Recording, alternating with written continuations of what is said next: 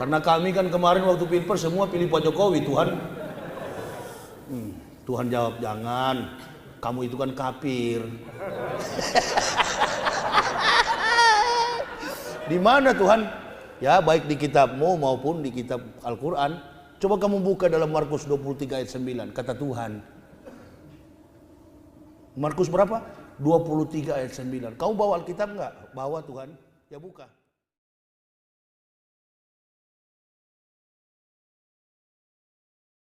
Karena kami kan kemarin waktu Pilpres semua pilih Pak Jokowi, Tuhan.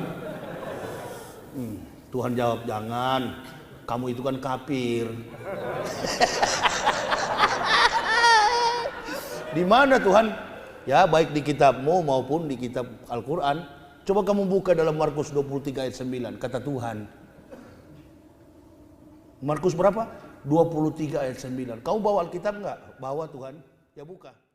Kita sudah menyaksikan bersama-sama videonya. Nah, jelas di sana Ustadz Yahya Waloni mengatakan bahwa di dalam Markus 23 ayatnya yang ke-9, di sana ada dikatakan bahwa orang Kristen itu adalah orang kafir. Nah, tanggapan saya terkait dengan bagian ini, yang pertama, Markus 23 ayat 9 tidak ada di dalam Alkitab. Sebab Injil Markus hanya sampai pada pasal 16 saja.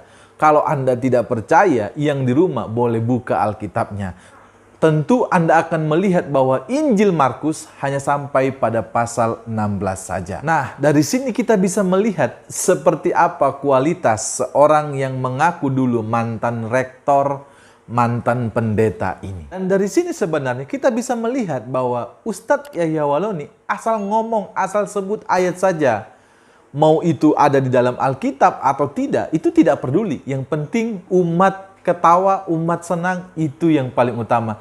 Namun kasihannya mereka sedang dibohongi oleh Ustadz Yahya Waloni.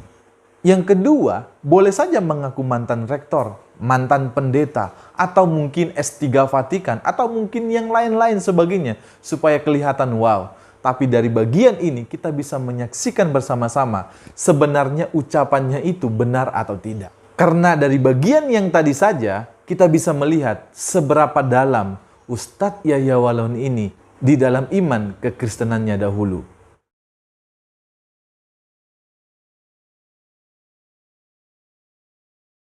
Sekarang saya ambil kembali ke Injil di Matius pasal 12:34. Di hari Jumat saat penyaliban itu, kemudian keesokan harinya, mereka semua menduga. Jadi kalimatnya menduga. Gak pasti. Ini penulisnya sing wedi atau karena kena spanduk, masjidnya dipasang spanduk, gak boleh politik misalnya pada BKN waktu itu, sehingga penulisnya seperti ini. Dia bingung juga nih. Maka pernyataan kebenaran ukuran ini bahwa mereka menduga Yesus masih ada di kuburan. Menduga. Kita sudah menyaksikan bahwa Ustadz Bangun Samudra mengatakan di dalam bagian ini isi daripada Matius 12 ayat 34. Mari kita saksikan sekali lagi apa isi daripada Matius 12 ayatnya yang ke-34. Kamu yang di rumah, yang sedang dimanapun berada, cek Alkitabmu. Matius 12 ayatnya yang ke-34. Benar nggak isinya apa yang disampaikan oleh Ustadz Bangun Samudra ini? Sekarang saya ambil kembali ke Injil di Matius pasal 12:34. Di hari Jumat saat penyaliban itu, kemudian keesokan harinya, mereka semua menduga. Jadi kalimatnya menduga. Gak pasti. Ini penulisnya sing wedi. Gimana? Kamu sudah lihat? Benar gak isinya itu? Matius 12 ayatnya yang ke-34 berbunyi yang sebenarnya isinya seperti ini. Hai kamu keturunan ular beludak, bagaimanakah kamu dapat mengucapkan hal-hal yang baik, sedangkan kamu sendiri jahat, karena yang diucapkan mulut meluap dari hati. Jadi ini isinya, bukan yang disampaikan oleh Ustadz Bangun Samudra yang tadi. Nah, kita sudah mendengar apa yang disampaikan oleh Ustadz Bangun Samudra tentang Matius 12 ayat 34. Dan saya sudah membacakan yang sebenarnya isi daripada Matius 12 ayat yang ke-34. Di sini kita bisa melihat betapa ngaurnya Ustadz Bangun Samudra ini. Dan ia mengatakan di dalam video yang kita sudah tonton bersama-sama tadi bahwa penulis daripada Matius 12 ayat 34 itu seolah-olah menduga-duga. Namun kalau kita perhatikan dengan jelas, bukan penulisnya yang menduga-duga, tapi Ustadz Bangun Samudra lah yang mengarang bebas. Ini jelas ya. Jadi dengan demikian, ketika Ustadz Bangun Samudra mengatakan bahwa penulis Matius 12 ayat 34 itu menduga-duga, itu bisa kita bantah. Namun yang sebenarnya adalah Ustadz Bangun Samudra lah yang mengarang bebas.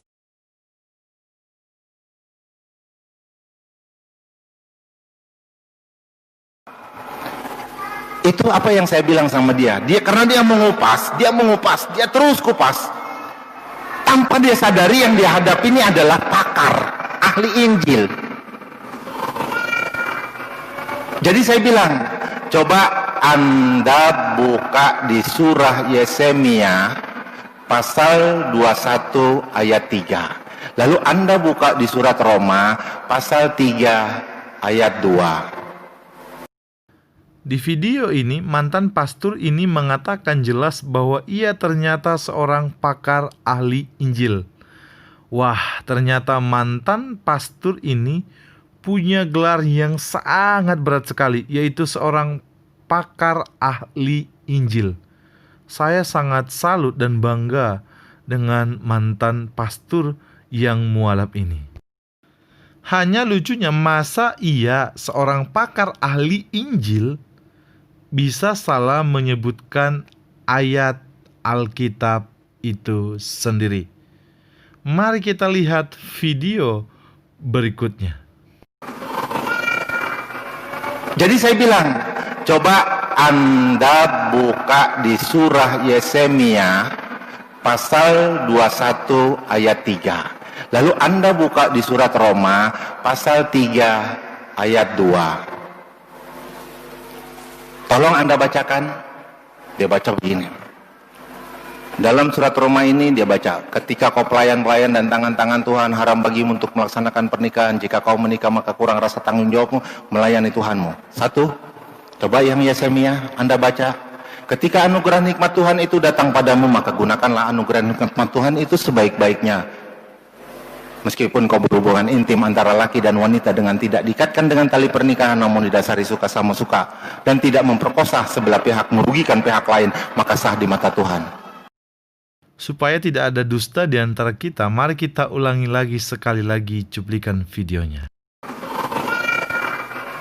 Jadi saya bilang, coba Anda buka di surah Yeremia pasal 21 ayat 3. Lalu Anda buka di surat Roma pasal 3 ayat 2. Tolong Anda bacakan. Dia baca begini. Dalam surat Roma ini dia baca, ketika kau pelayan-pelayan dan tangan-tangan Tuhan, haram bagimu untuk melaksanakan pernikahan. Jika kau menikah maka kurang rasa tanggung jawabmu melayani Tuhanmu. 1. Coba yang Yeremia Anda baca. Ketika anugerah nikmat Tuhan itu datang padamu, maka gunakanlah anugerah nikmat Tuhan itu sebaik-baiknya. Meskipun kau berhubungan intim antara laki dan wanita dengan tidak diikatkan dengan tali pernikahan, namun didasari suka sama suka, dan tidak memperkosa sebelah pihak merugikan pihak lain, maka sah di mata Tuhan. Jadi jelas kita sudah dengar ya, bahwa mantan pastor ini mengatakan bahwa ia menanyakan apa isi surah Yeremia 21 ayat 3 dan Roma pasal 3 ayatnya yang kedua kepada Pak Saifuddin Ibrahim. Lucu bin ajaib yang perlu digarisbawahi adalah yang pertama, apakah benar ada surah Yeremia 21 ayat 3 di dalam Alkitab? Tentu jawabannya bagi kamu yang membuka Alkitab, jawabannya tidak ada. Yang kedua, mungkin saja yang disebut surah Yeremia 21 ayat 3 itu bisa jadi Yeremia 21 ayat 3 atau Yesaya 21 ayat 3. Tapi kalau kita perhatikan isi kedua ayat ini jelas tidak sama seperti apa yang dikatakan oleh mantan pastor dan seorang pakar ahli Injil ini. Yang ketiga, Roma 3 ayat 2 juga tidak sama isinya seperti yang diucapkan oleh mantan pastor dan seorang pakar ahli Injil ini. Untuk membuktikannya, monggo perhatikan Alkitab Anda, Roma pasal 3 ayat 2. Isinya begini, banyak sekali dan di dalam segala hal. Pertama-tama, sebab kepada mereka lah dipercayakan firman Allah. Jadi jelas, Anda sudah juga melihat bersama bahwa ustadz atau mantan pastor ini berbohong. Jadi jelas ya, dapat disimpulkan bahwa si mantan pastor dan seorang pakar ahli Injil ini berbohong dan mengarang bebas untuk kepentingannya sendiri. Video lanjutan ini, si mantan pastor dan seorang pakar ahli Injil ini menanyakan sebuah pertanyaan kepada Pak Saifuddin Ibrahim dengan ayat karangannya sendiri. Mari kita lihat pertanyaannya. Menurut Anda dan menurut penelitian dan analisa Anda, apakah kitab ini mengajarkan Anda seperti hewan? Bapak saya tanya, dengan dua ayat ini, bagaimana kesimpulan Bapak? Apakah kita diajar dengan sifat manusia atau sifat binatang? Sifat binatang. Kenapa? Kita tidak melalui tali pernikahan dan kita dianggap bebas. Hewan juga melakukan bebas tanpa merugikan orang lain, tanpa merugikan hewan-hewan yang lain. Betul?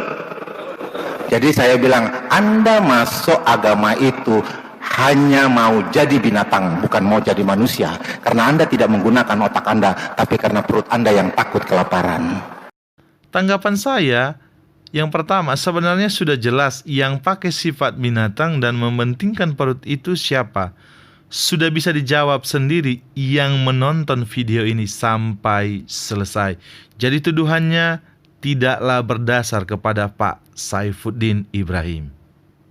Yang kedua, jelas si mantan pastor dan seorang pakar ahli Injil ini membohongi jemaah pada saat itu. Saran saya, yang pertama, jadi jemaat haruslah benar-benar belajar agama kita atau agamamu dengan baik, supaya tidak mudah dibohongi. Yang kedua, si mantan pastor dan seorang pakar ahli Injil ini seharusnya bertobatlah. Jangan lagi bohongi jemaahmu. Tuhan Yesus memberkati kita semua.